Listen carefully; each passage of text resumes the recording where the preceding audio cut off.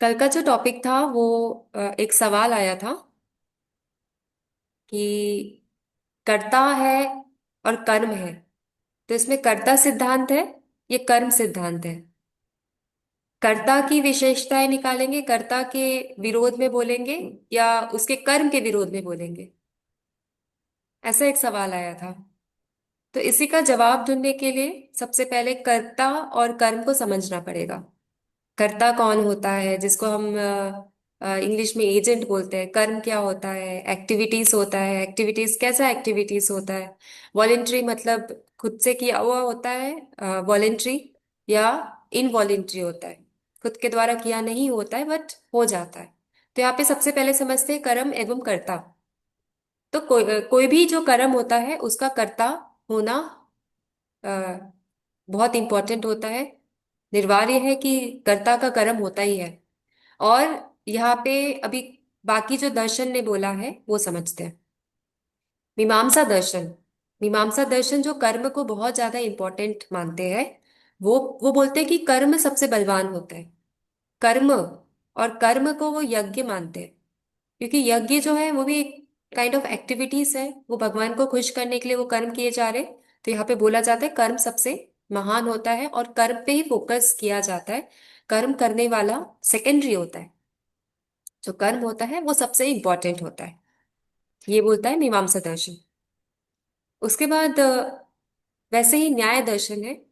न्याय दर्शन में कर्ता को कर्म से अधिक महत्व दिया है। वो बोलते हैं कि कर्ता चेतन है, कर्म जड़ है। जो चेतन होता है उसका कर्म बहुत इंपॉर्टेंट है, क्योंकि उसको पता है वो क्या कर रहा है, वो पहचानता है अपने कर्म को। तो कल सवाल आया था कि जो बच्चा है, अगर उसने कोई अपराध कर दिया तो उसको क्षमा करे या ना करे।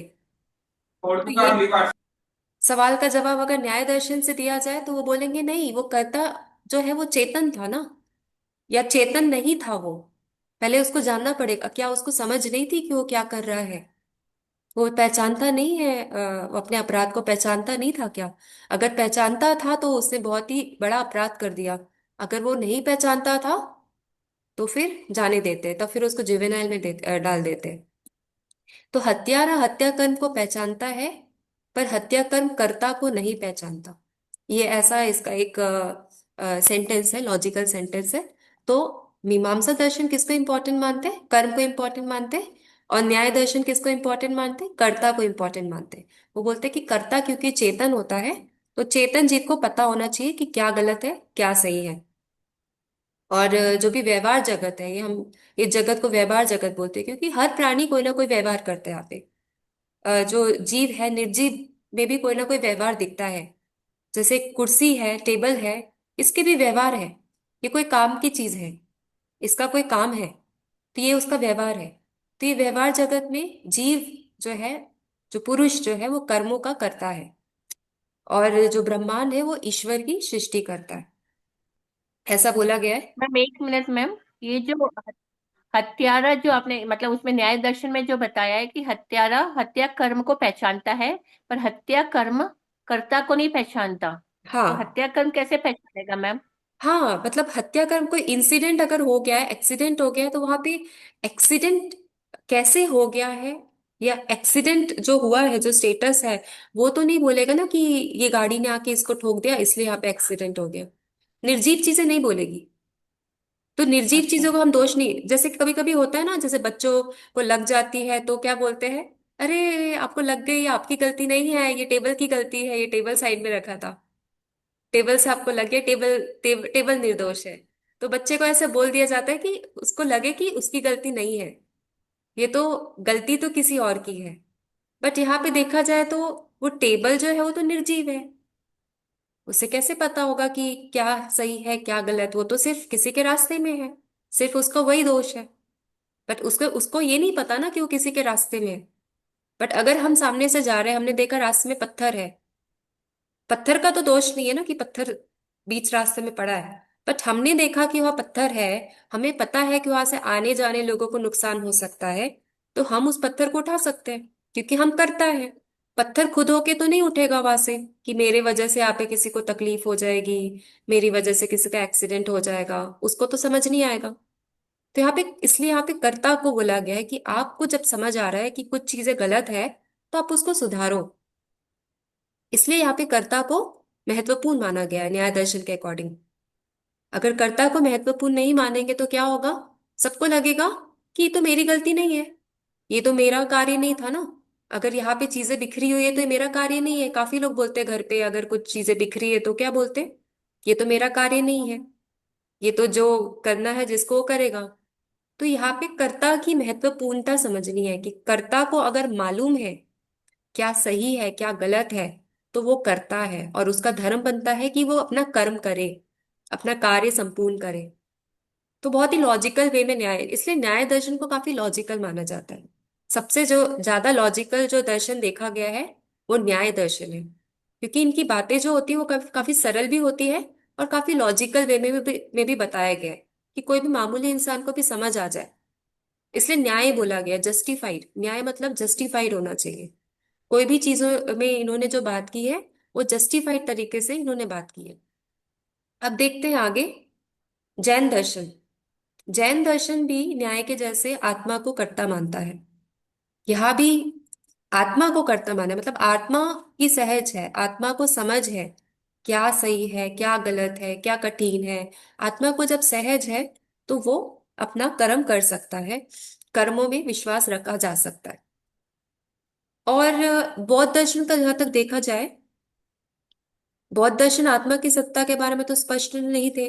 वो चैतन्य जो है धारा उसी को कर्ता मानते हैं। मतलब इन्होंने कर्म की श्रृंखला को माना है कि कर्म तो होते हैं, बट यहाँ पे जो चेतन आत्मा है ऐसा उन्होंने नहीं माना है। बट ये बोला है कि जैसे स्कंदों की वजह से जो वेदना है, जो हमारा विज्ञान है, ये जो स्कंद है, इसकी वजह से हमें ज्ञात होता है, हमें एक चैतन्य होता है।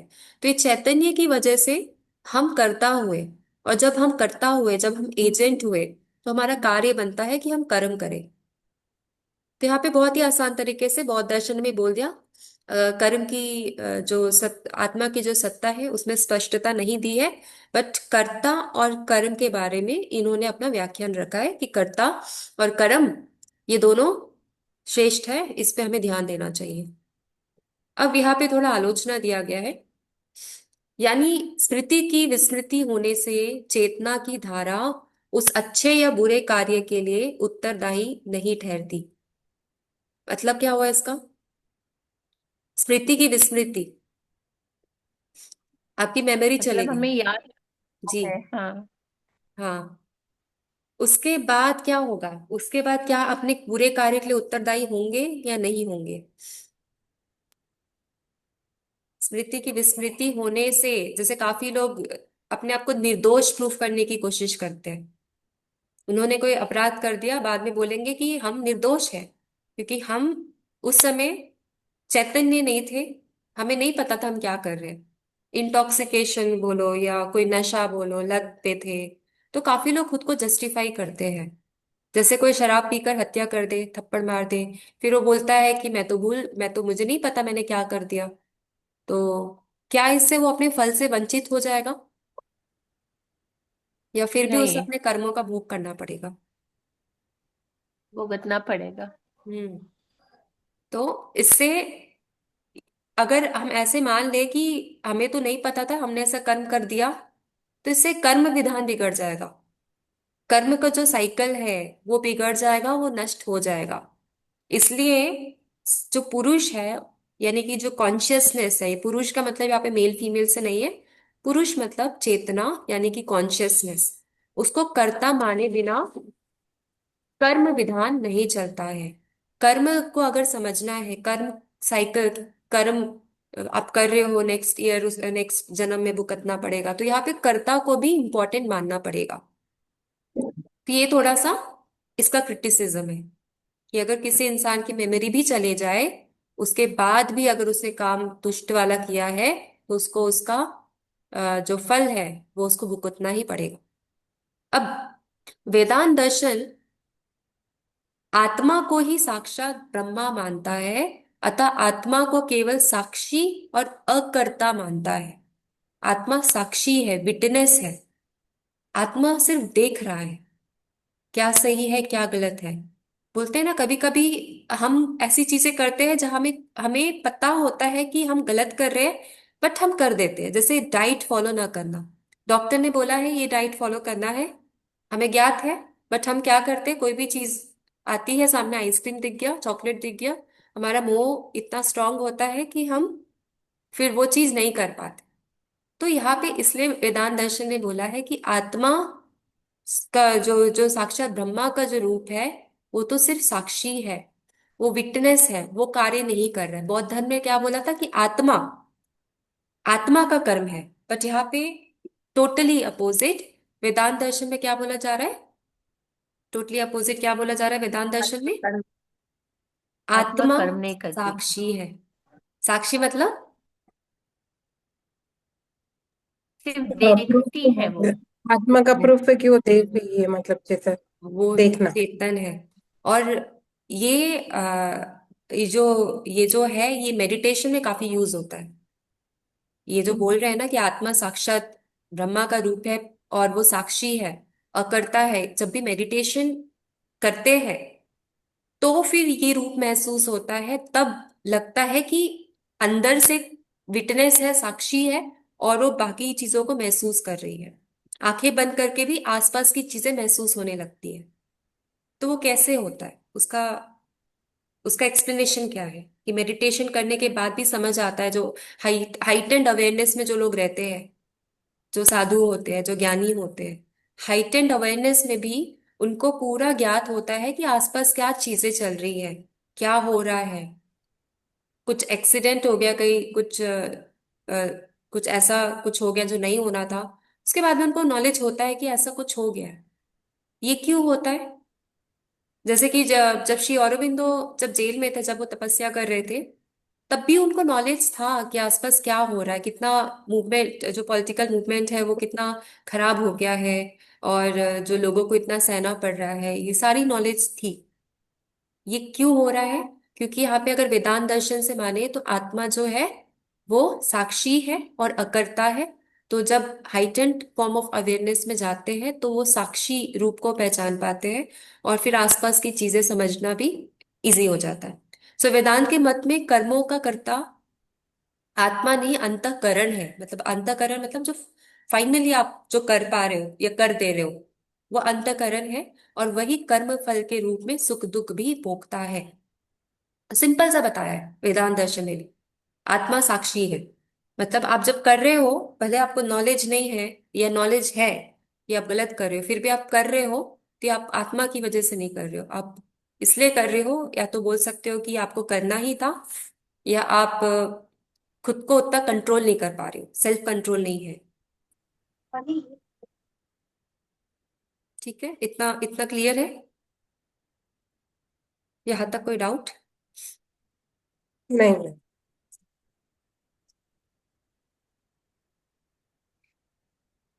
अभी एक बहुत ही अलग कंसेप्ट है, अधिष्ठान। अधिष्ठान यानी कि आधार, किसके आधार पे कर्म किया जा रहा है, किसके हेतु कर्म किया जा रहा है, आधार या तो आश्रय। तो कर्म के लिए, कोई भी कर्म के लिए सबसे प्रथम हेतु अधिष्ठान है। जैसे अभी मैंने ये प्रश्न पूछा आपसे कि कभी कभी हमें पता होता है कि आइसक्रीम या चॉकलेट नहीं खानी है क्योंकि शरीर के लिए अच्छा नहीं है, फिर भी ज्ञात होते ही हम खाते हैं। इसका क्या कारण? इसका रीजन है अधिष्ठान। अब अधिष्ठान यहाँ पे तीन प्रकार से इसके बारे में बताया गया है। सबसे पहले इसमें आता है शरीर। सो यहाँ पे संत ज्ञानेश्वरी जी बोलते हैं कि मत में देह ही अधिष्ठान कारण है, क्योंकि देह मतलब शरीर, शरीर ही आश्रय है यानी अधिष्ठान है। क्योंकि इस देह से ही, देह में ही भोक्ता अपने भोग्य विषयों के साथ निवास करता है। अतः बिना शरीर के कम कर्म होने में कठिनाई है। शरीर की वजह से आपको जो मोह होता है, लालच लालच होता है, वो शरीर उसका अधिष्ठान है, शरीर ही उसका कारण है।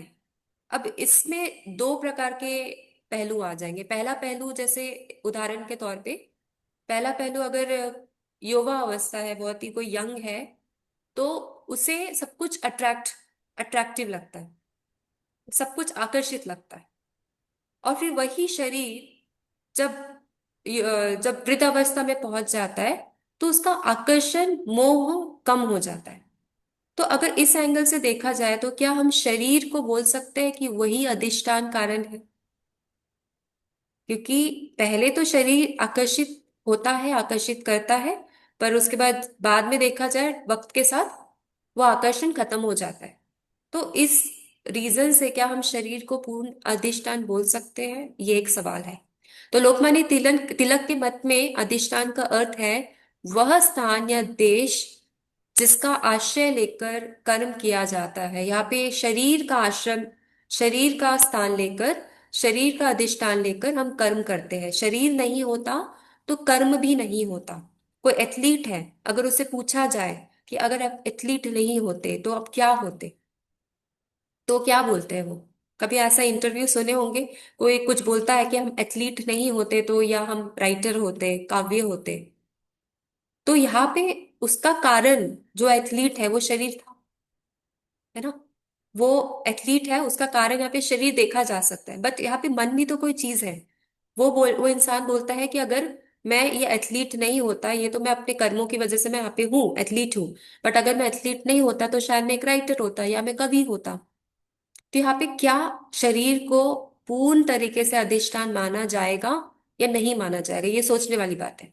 तो यहाँ पे लोकमान्य तिलक तो बोल रहे हैं अधिष्ठान का मतलब होता है जहां पे आश्रय लेकर कर्म किया जा सके।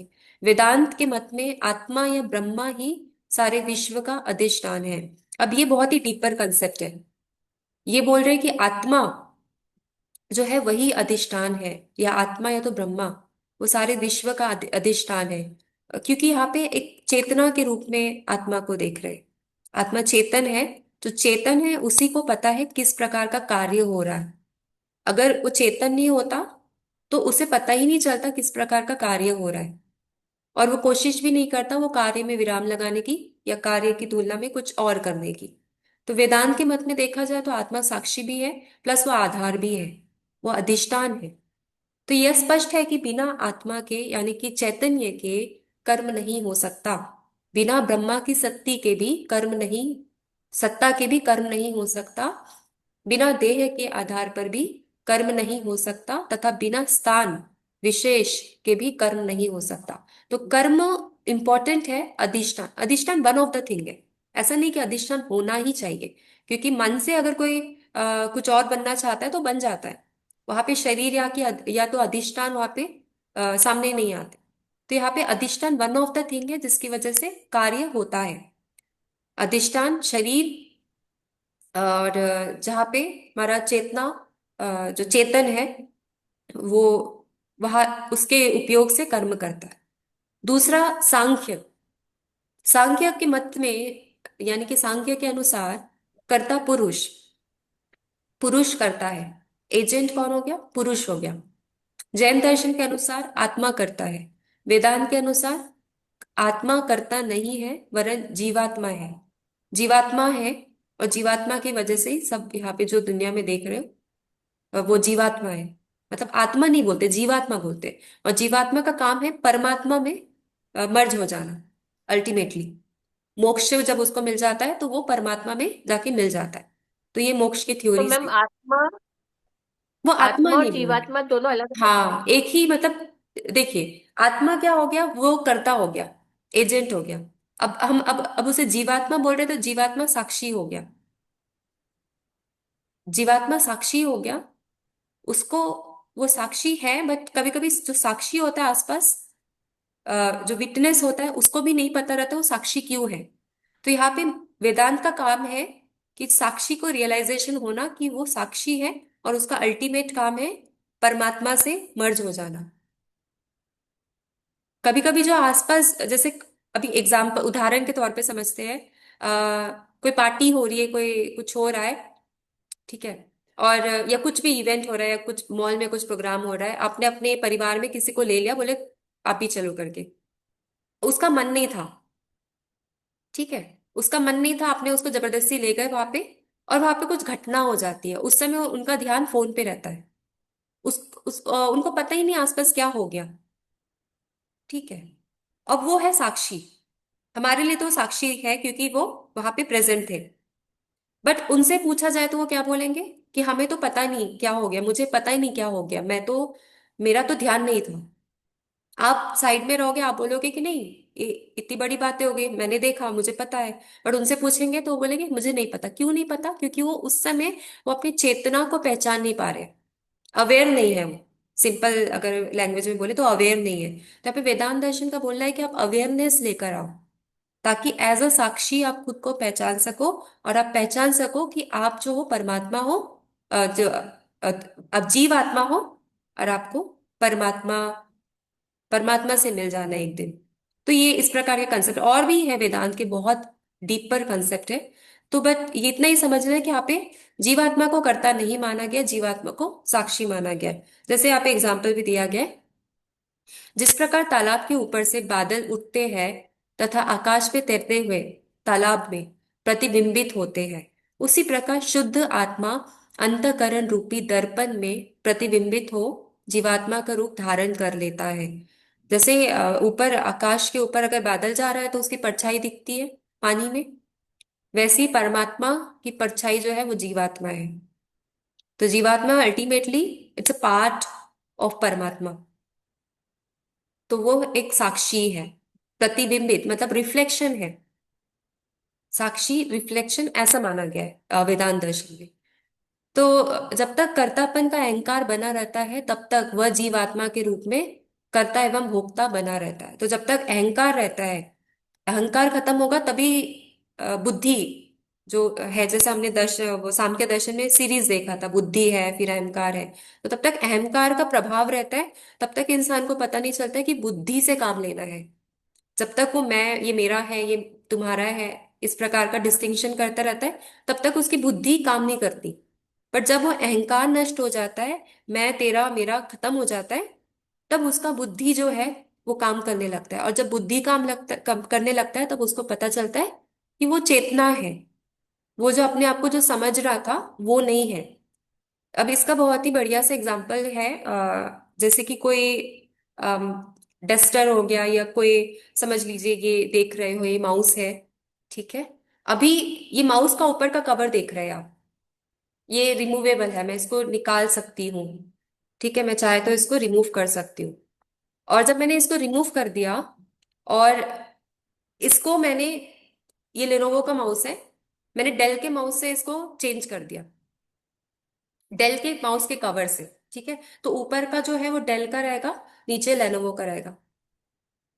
अब ये माउस अगर मेरे को किसी को बताना है कौन सी कंपनी का है तो मैं क्या बोलूंगी?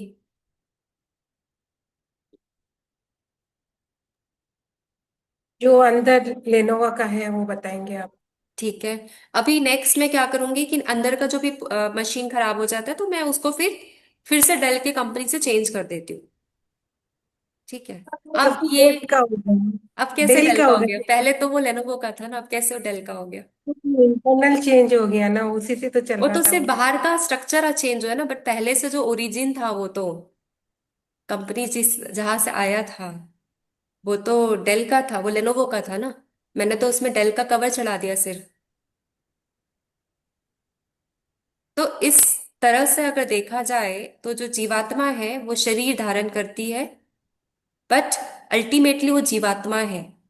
ये शरीर जैसे ये धारण किया हुआ है माउस ने, वैसे ही वो शरीर धारण करती, बट अल्टीमेटली वो जीवात्मा है, परमात्मा का रिफ्लेक्शन है। तो ये बुद्धि के वजह से उसको रियलाइजेशन होना चाहिए। जब बुद्धि की वजह से जब उसको रियलाइजेशन होता है तभी वो मुक्ति की तरफ जाता है।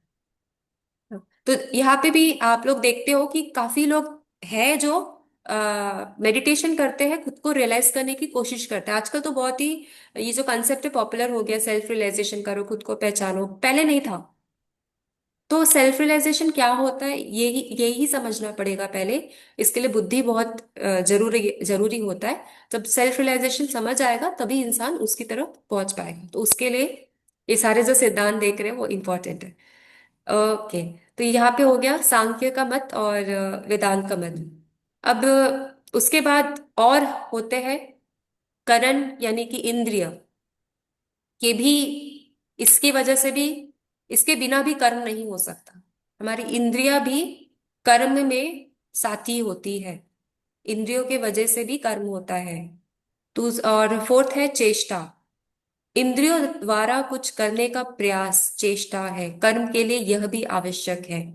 इंद्रियों द्वारा कुछ करने का प्रयास। अभी सिंपल सा ही उदाहरण है। जैसे कि कभी कुछ अच्छा शॉपिंग सेंटर में दिख जाता है तो वो हमारी इंद्रिया जो है उसमें अट्रैक्ट हो जाती है, परसीव करने के बाद बोलती है कि ये बहुत सुंदर है। जब वहां पे ऐसा व्याख्यान आता है तो वहीं से उसको पाने की इच्छा शुरू हो जाती है। तो इंद्रिया भी एक कारण है कर्म का। फिर नेक्स्ट टाइम फिर से अगर आप वो शॉपिंग सेंटर जाते हो, आपको वो सेम चीज दिख जाती है, आपके पास पैसे होते तो आप ले लेते हो। तो यहाँ पे इंद्रिया भी कहीं ना कहीं वजह है कर्म का। अब कार्य कर रहे हो उसका इंद्रिया। तो क्या क्या वजह है? सबसे पहले तो हमारा शरीर, अधिष्ठान जो बोल रहे हैं, शरीर। शरीर जो है वो है। फिर उसके बाद जो पुरुष है, आत्मा है, उस वो भी एक कारण है। फिर इंद्रिया, इंद्रिया भी एक कारण है। फिर चेष्टा, इंद्रिया को जो करना है उसका प्रयास, चेष्टा। करण, थर्ड वन करण मैम। करण के बाद चेष्टा। करण मतलब इंद्रिया। अब इंद्रियों द्वारा कुछ करने का प्रयास मतलब कभी कुछ सुंदर चीज दिख रही है तो आंखों को मोहित करती है, तो वो इंद्रिया मोहित हो गई ना। अभी कान को देखा जाए तो कान को नहीं पता, बट एक इंद्रिया भी अट्रैक्ट हो गई। या कहीं अगर रेस्टोरेंट में चले गए तो कुछ अच्छा सा कुछ फ्रेग्रेंस आता है, एरोमा आता है, तो हम क्या करते हैं, बोलते हैं, क्या है इतना अच्छा कुछ आ रहा है, खाना चाहिए करके। तो कोई ना कोई इंद्रिया प्रभाव करती है जिससे कि कर्म वहां से उठ जाता है, कर्म बन जाता है। जैसे अभी जैन दर्शन ने इसका बहुत अच्छा समझाया है, आश्रव ये सबको आपको रोकना है बोलते हैं उसमें, है ना। तो वो भी समझना पड़ेगा कि क्या रोकना है हमें। तो जब तक ये नहीं समझ पाएंगे कि कर्म कैसे आ रहा है, तब तक हम नहीं समझ पाएंगे उसको कि किस प्रवाह को रोकना है, तो किस मैम चीज को एक रोकना तरीके है। से अधिष्ठान तीन प्रकार के हैं। तो पहला है हम्म। शरीर। हाँ।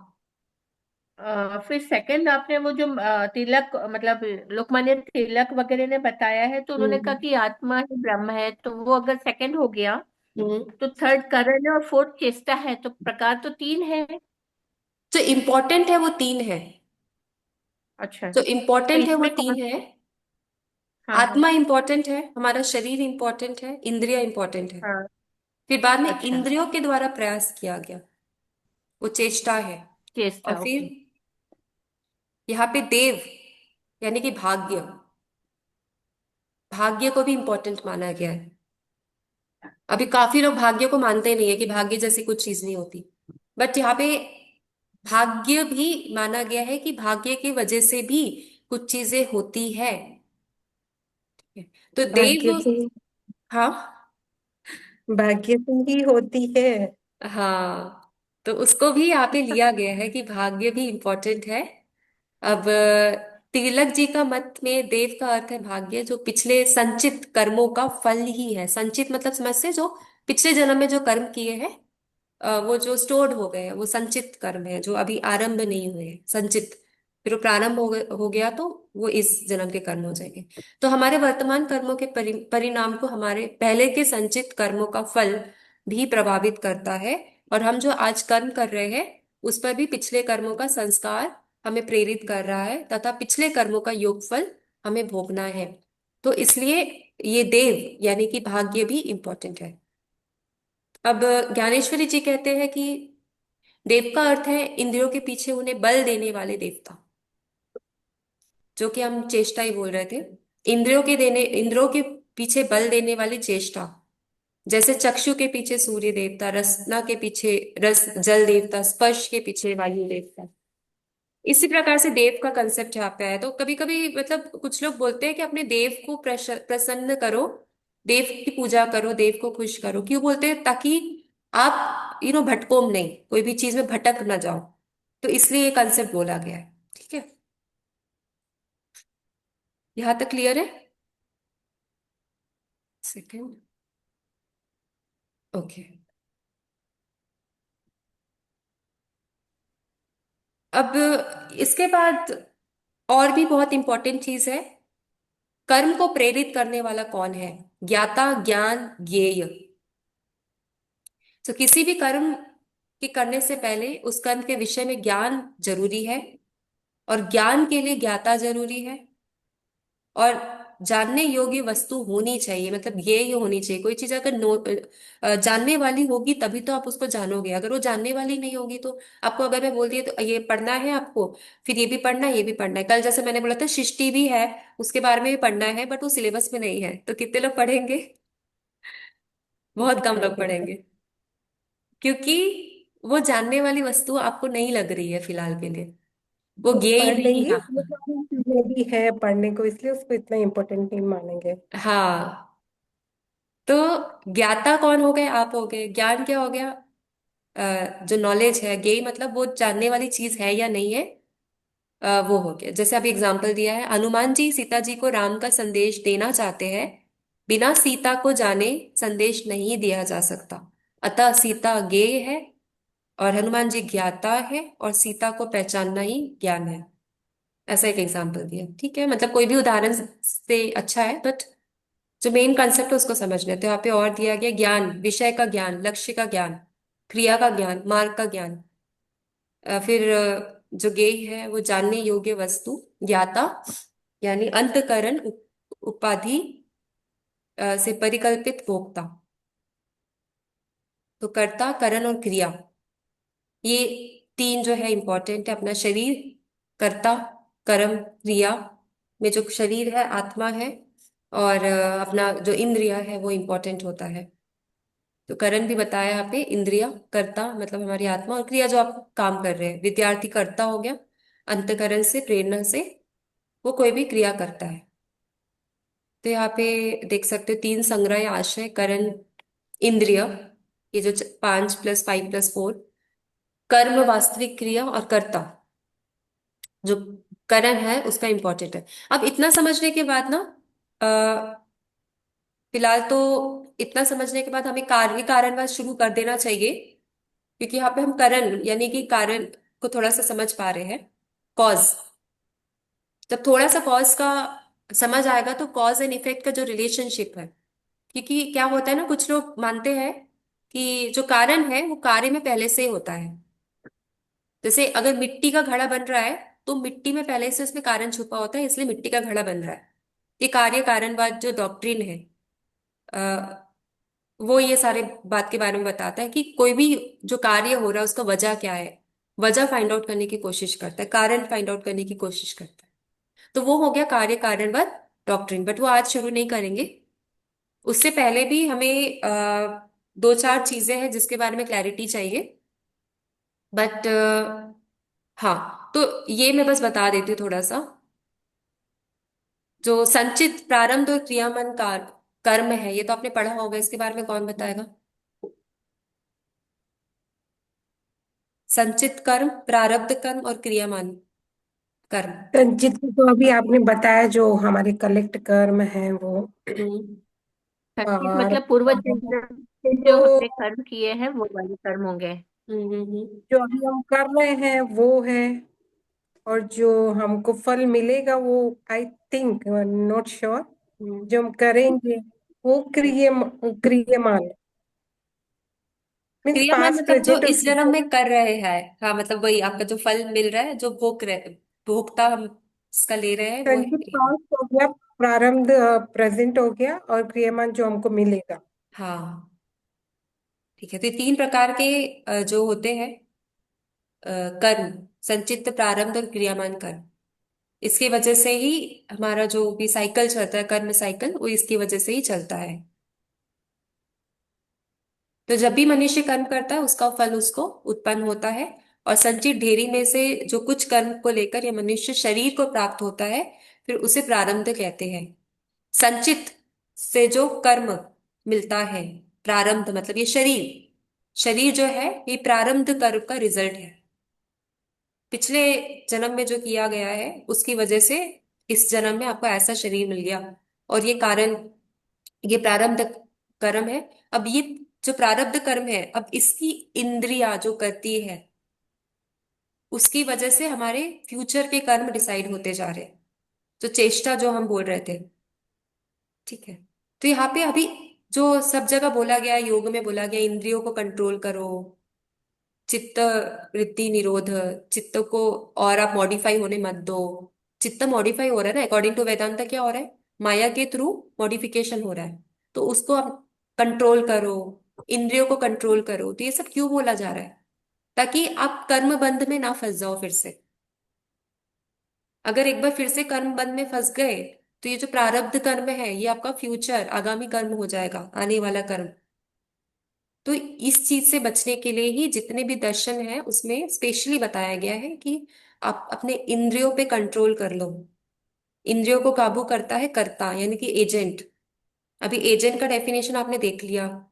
कुछ लोग एजेंट को मान रहे एज एन आत्मा, कुछ लोग एज एन एजेंट उसको साक्षी मान रहे, जो भी मान रहे।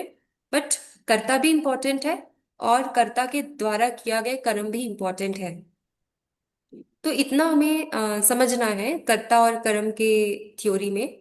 और भी जो इसमें कुछ होगा, आपको पीडीएफ तो भेजा है, आप एक बार इसको पढ़ लीजिए। तो नेक्स्ट क्लास में हम जो कार्य कारणवाद है, डॉक्ट्रीन है, उसको स्टार्ट कर लेंगे। ठीक है। यहाँ पे भी काफी चीजें दी गई है जो मैंने अंडरलाइन करके रखा है, शंकराचार्य जी का, जैन दर्शन का। ये आप एक बार पढ़ लीजिए। कर्म अकर्म और विकर्म के बारे में भी पढ़ लीजिए। ठीक है। बस इतना ही है इसमें। उसके बाद हम शुरू कर सकते कार्य कारणवाद। ओके। ठीक है। यहाँ तक कुछ डाउट होगा तो आप पूछ सकते हैं। Thank you ma'am.